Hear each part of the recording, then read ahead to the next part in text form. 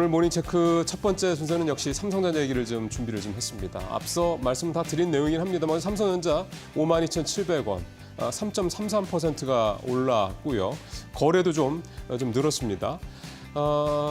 어제 저가가 51,500원까지 떨어졌다가 53,600원까지 고가를 찍긴 했는데 약 중간 정도에서 이제 주가가 마감이 되긴 했습니다만 어제 이제 삼성전자 주가가 이렇게 반등을 했던 이유는 크게 보면 두 가지죠. 하나는 이재용 회장의 사법 리스크 해소에 대한 부분, 이게 하나가 있을 거고. 그러니까 사법 리스크가 해소가 된다라는 얘기는 이재용 회장이 이제 좀 그동안에 이재용 회장의 어떤 이게 좀 발목을 잡거나 이재용 회장을 이렇게 좀 움츠러들게 만들었던 이런 부분들이 이제 다 털어냈으니 이제 이재용 회장이 삼성전자, 삼성그룹의 이제 오너 회장으로서 본격적으로 SK 최태원 회장처럼 이렇게 활동을 할 수 있게 됐다라는 측면, 뭐 이런 해석, 그러니까 뭔가 움직이지 않겠느냐 이런 기대감인 거죠. 그 다음에 또 하나는 어제 외국인이 뭐 크진 않습니다만 9거래일 만에 매수로 좀 돌아섰다라는 거, 이 부분도 좀 눈여겨봐야 될 거고요. 물론 아직 삼성전자는 외국인이 본격적인 순매수로 돌아섰다고 얘기하기에는 분명히 이릅니다. 또 며칠 사다가 또 다시 매도세로 쭉 갈 수도 있는 거, 올 초에도 그랬지 않습니까?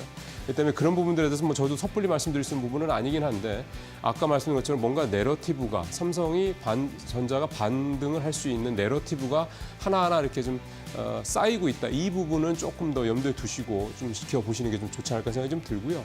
물론 아직 전반적인 상황은 썩 좋지 않은 건 사실입니다. 뭐 반도체 업황에 대한 얘기도 좀 좋지 않은 얘기도 좀 나오고 있고요. 삼성이 엔비디아에 HBM을 납품한다고 해도 그거의 매출이나 이런 뭐 이익 이런 부분들은 SK하이닉스에 비하면 당분간은 현저하게 미흡할 거기 때문에 이 부분에 대한 기대치도 그렇게 높게 가져갈 수는 없다라는 게 사실 냉정하게 봤을 때 객관적으로 맞는 얘기입니다. 그러다 보니까 증권가에서 목표 주가가 계속 떨어지고 있는데 7만 원대 좀 초반까지 목표 주가가 한 10,000원 전후로 이렇게 좀 떨어져 있는 그런 상황입니다. 다만 이제 가격대가 작년 말에 기록했던 작년 이제 4만 원대 후반 찍고 난 다음에 반등을 했다가 다시 지금 계속 5만 원대에서 횡보를 하고 있는 건데요, 초반에서. 이제 어느 정도 바닥권 확인에 대한 공감대는 충분히 시장에서 좀 조성이 됐다고 봐야 되기 때문에 삼성전자에 대해서는 뭐 지금 당장 무슨 저가면서 이렇게 말씀드릴 수 있는 건 분명히 아닐 거고, 다만 좀씩 과거보다는 좀 편한 마음으로 삼성전자를 좀 바라볼 수 있는 상황이 좀 돼가고 있다. 이 정도 말씀 좀 드릴 수 있을 것 같습니다. 자, 체크사항 두 번째로 좀 가보도록 하겠습니다. 네. 어제 양자 컴퓨팅 관련주들 주가가 급등을 했었죠. 보시면 엑스게이트 24%, KCS 한 5% 가까이. 여러분들이 양자 컴퓨팅 관련주 얘기 나올 때마다 좀 눈에 익은 종목들, 한국 첨단 소재 어제 역시 9% 넘게 이렇게 좀 쭉 올랐습니다. 코이버, 뭐 드림 시큐리티 이런 회사들 다 좀 그렇죠. 빌 게이츠 발언 때문이죠. 젠슨 왕이 틀렸을 가능성이 있다.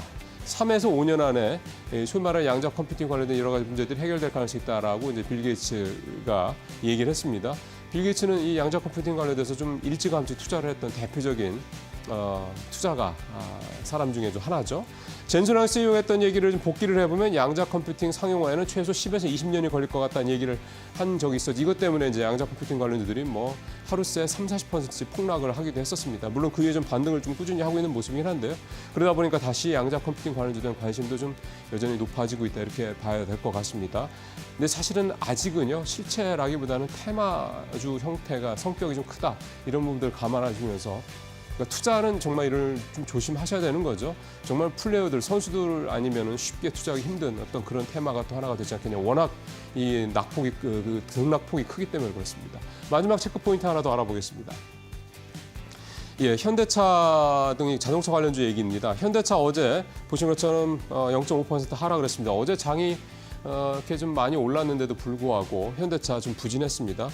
보면 장 초반에 좀 반등을 하다가 중반 이후부터 계속해서 내려가서 결국 이제 마이너스로 돌아서서 마감이 된 그런 모습이고, 이게 사실 모양이 더 좀 나쁜 거죠, 기분이. 기아도 어제 0.6% 그러니까 강보합 정도 수준에 좀 그친 게 좀 아쉬운 그런 모습들이 나타났습니다. 현대차 연초 후에 좀 5%대 약세를 보이고 있는데요. 코스피가 좀 연초 후에 3%가 넘는 그런 상승률을 기록하는 걸 보이면 현대차가 좀 많이 부진한 거죠. 관세 포탄 충격도 있고, 뭐 예를 들어서 기아 멕시코 공장 같은 경우는 27만 대를 작년에 생산을 했는데 그중 60% 넘게 미국 수출하니까 25% 관세 부과된다고 그러면 타격이 굉장히 클 거는 뭐 불문가지입니다. 이달 28일 날 이제 그다음에 기아는 다음 달 19일 날 각각 배당락이 있다라는 것도 좀 부담스러운 대목이기도 하고요.